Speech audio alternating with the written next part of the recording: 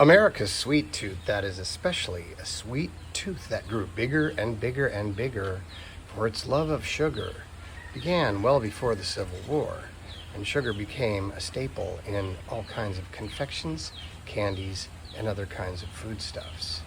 But who would know that starting in the 1870s, in 1876 to be exact, that America's giant sweet tooth, combined with the Industrial Revolution's power and technology, would lead to massive structural changes in the environment and the culture of the Hawaiian Islands. So you may well now know that the United States coveted Hawaii, as did Japan and other nations, Britain, but it was America who would win the day, largely because of a, well, let's call it a coup, an overthrow, a revolution of a more sinister sort, taken by the Dole Pineapple Company, among others. And so it was that Kauai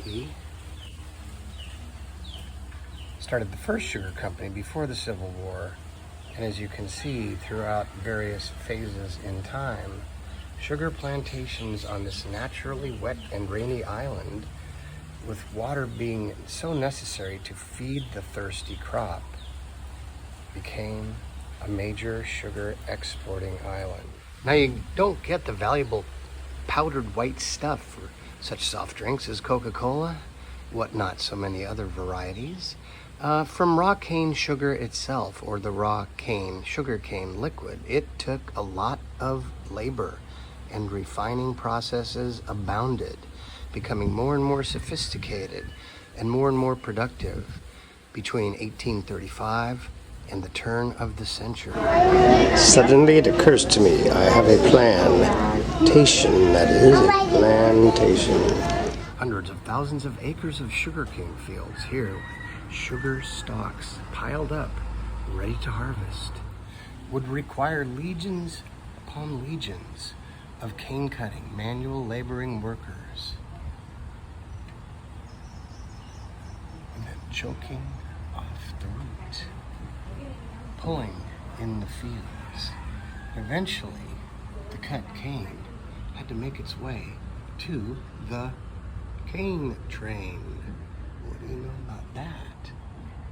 Field workers might often be of Asian descent. Here's a group of female Korean field workers and a group of Japanese field workers. What we have here is a potential new crop of field workers, young Japanese girls. And by the way, even through the 1920s, about 60+% of the population of the Hawaiian Islands were peoples of Japanese origin. Then, of course, you're going to get your mill workers, the guys who are working in the mills that are refining the sugar through a host of various industrial and cooking processes. See a little difference between the field hands and the mill workers who were better paid? And oh, by the way, child labor was perfectly legal in the United States until 1913. So the sugar plantation system became a polyglot of multicultures, including as well as those mentioned Germans, Norwegians, Portuguese, Puerto Ricans, and a host of others such as Okinawans. And here you'll see the guys on horseback who would be more like managers and overseers of the mill rather than the traditional field hands or mill laborers themselves. But it wouldn't be immediately after Robert Fulton's steam engine, developed in the 1830s, turning into steam locomotives. In the gap in between, and this is no bowl, oxen had to pull cartloads full of the heavy cane to. That process once again needed bringing up train cars full of raw sugar cane to head to the mill, a waiting industrial specialized powerhouse type of factory known as a sugar mill. Here you see field equipment, sugar cane cars from the local railroad of the plantation, and a few steam tractors. For use were the tracks for the trains didn't run. And after it's done at the sugar mill, the refined raw product or semi-refined product makes its way to the ports of the Hawaiian Islands to be loaded upon to ships destined for no other place than Crockett, California, where Californian Hawaiian Cane Company had a massive and still has a massive sugar cane factory as of 2022. So before the diesel locomotives came into the cane hauling picture and practice, the steam locomotive ruled the day, and there's one happy steam train crew. And speak of the cane train, here comes one now, hauling loads and loads of sugar cane from the fields directly to the mill.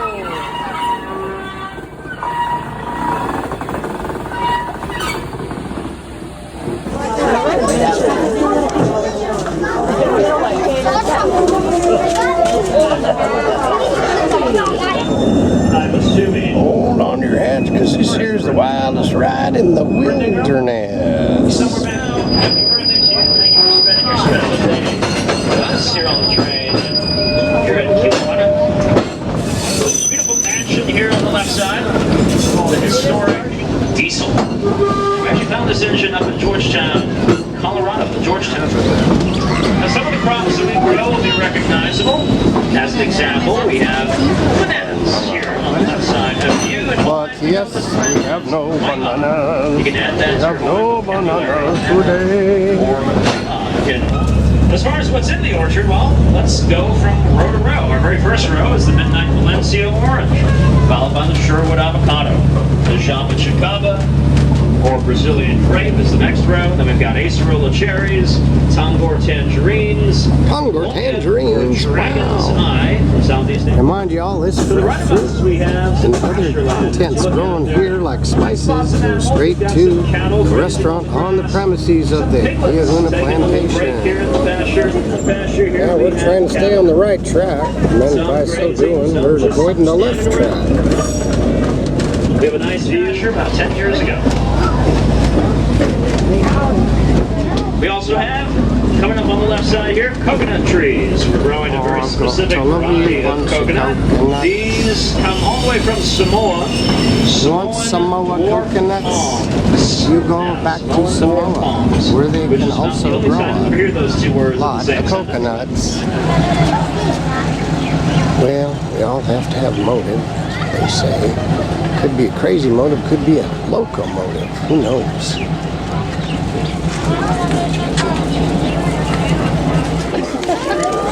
Now, I have just a couple of thoughts here about these two passenger cars.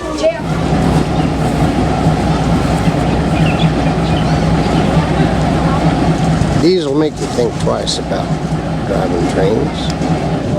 Well, this part of the wild ride is the wild of the wilderness, tropical,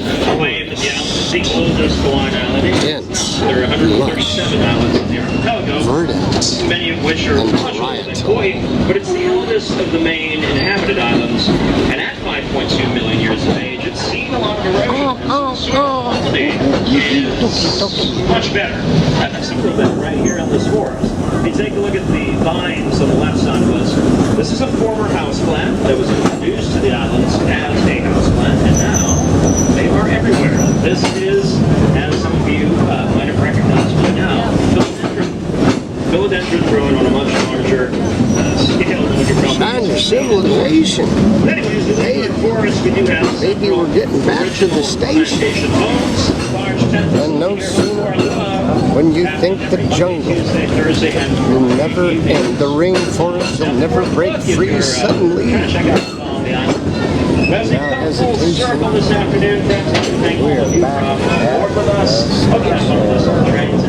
I'd like to thank our engineer Camille for driving us around. By the way, starting in the mid-1930s, trucks began to haul the cane instead of or along with the train until 1959 when the last cane train sounded that final whistle.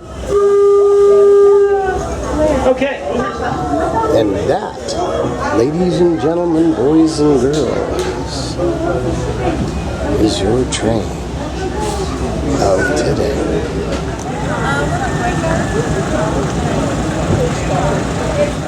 And there you have the small saga of the sugarcane train and plantation system.